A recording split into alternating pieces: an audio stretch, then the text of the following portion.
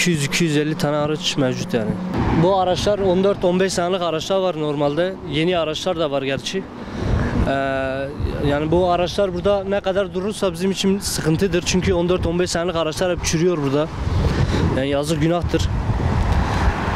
Bunların vatandaşa kazandırması ya da devletin bir şeyler yapması için yani hem bizim için güzel olur, hem de vatandaş için güzel, hem de devlet için güzel olur. Bu şekilde motosikletler var işte.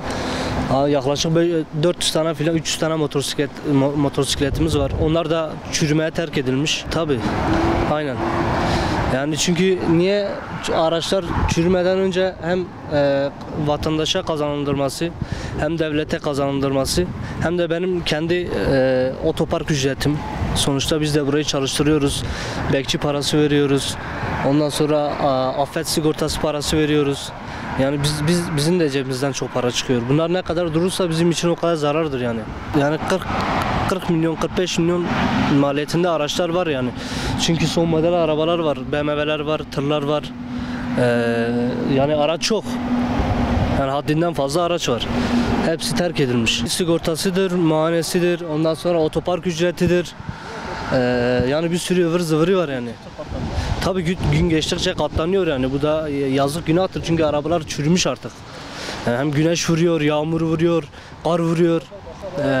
Çeşitli iklim şartlarında araçlar çürüyor yani, paslanıyor.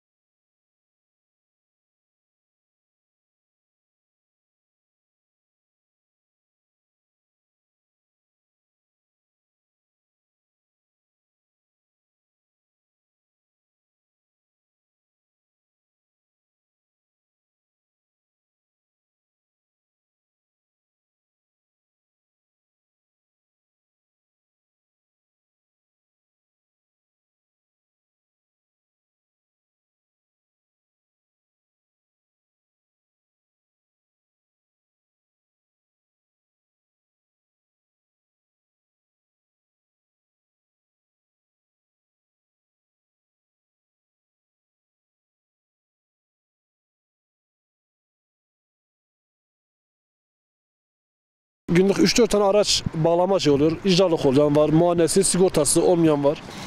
Hepsi burada yatıyor şimdi. Motosiklet zaten pas tutmuş, hurda ayrılmış. Ama diğer araçların %80, %90'ı kullanılır durumda. Devletimiz bunları halka ya da millete şey yapsın. Millete kazandırsın, ihale yoluyla ya da bir kolaylık yapsın, taksitlenme bir şeyler yapsın. Yani millete, çünkü %80'i, %90'ı kullanılır durumda şu anda araçların. Yani araçların çoğu 300 bin, 400 bin liralık araçlar var burada. Burada 3-4 tane 7 emin var. Hepsinde, tek biz değil, hepsine yardımcı olsunlar. Buradan millete kazandırsınlar, ihale yoluyla ya da taksitlenme bir yardımcı olsunlar. Millete, siz kendiniz gördünüz zaten. Tırlar var, kamyonlar var. 500 bin, 600 bin liralık kamyonlar var arka tarafta, göreceksiniz.